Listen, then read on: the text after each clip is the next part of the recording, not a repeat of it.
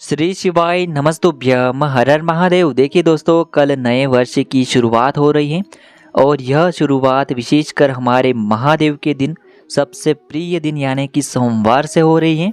पूज्य गुरुजी ने बताया है कि जब भी हमें अपनी कोई भी मनोकामना परिपूर्ण करवानी हो तो पूज्य गुरुजी कहते हैं कि हमें सोमवार के दिन शिवलिंग के सामने कुछ विशेष उपाय अवश्य ही करने चाहिए।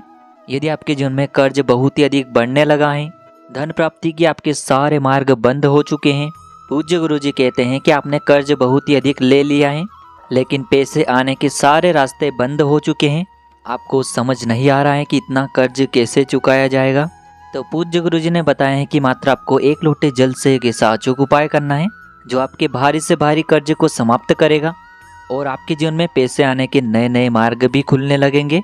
तो चलिए दोस्तों, जानते हैं उस विशेष उपाय के बारे में। लेकिन उससे पहले पूज्य गुरुजी की कथा के अनुसार इस उपाय को आपको बहुत ही विस्तार से समझाने का प्रयास करेंगे। लेकिन उससे पहले वीडियो को लाइक करें, चैनल को सब्सक्राइब करें और कमेंट में श्री शिवाय नमस्तुभ्यम या फिर ओम नमः शिवाय जरूर लिखें।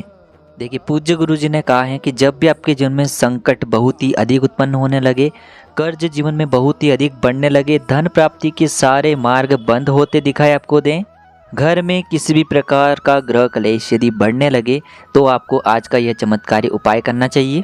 देखिए, इस उपाय के लिए आपको मात्र एक लोटा शुद्ध जल ले लेना है। जल आपको तांबे के पात्र के अंदर लेना होगा और यह जो जल है आपको अपने घर से ही लेना है। इसी के साथ में आपको मात्र थोड़ा सा चंदन ले लेना है।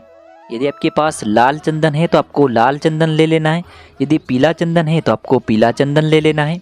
अब सिर्फ ये दो सामग्री लेकर के आपको पहुंच जाना है भगवान शिव के मंदिर में। यह उपाय आप सुबह से लेकर के शाम तक में किसी भी समय कर सकते हैं।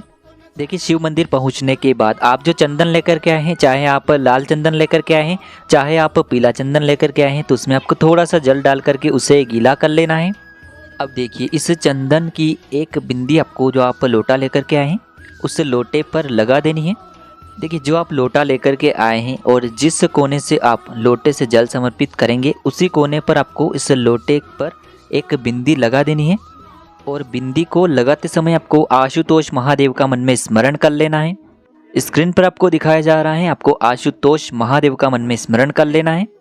पूज्य गुरुजी ने कहा है कि आशुतोष महादेव का स्मरण करते हुए चाहे आपके जीवन में कितनी ही भारी से भारी कर्ज की समस्या उत्पन्न हो गई हो या फिर जीवन में धन की समस्या उत्पन्न हो चुकी हो या फिर किसी भी प्रकार की समस्या आ चुकी हो, तो उसे आपको आशुतोष महादेव से दूर करने के लिए प्रार्थना करनी है।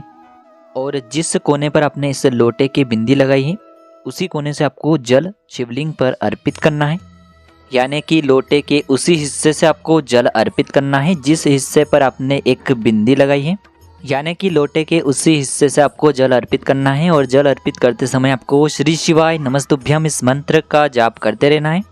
अब देखिए, जैसे ही यह जल शिवलिंग से होकर के जलाधारी की ओर बह करके आएगा तो इसे आपको या तो अपनी हाथ में ले लेना है या फिर आपको किसी भी खाली पात्र में इस थोड़े से जल को झेल लेना है।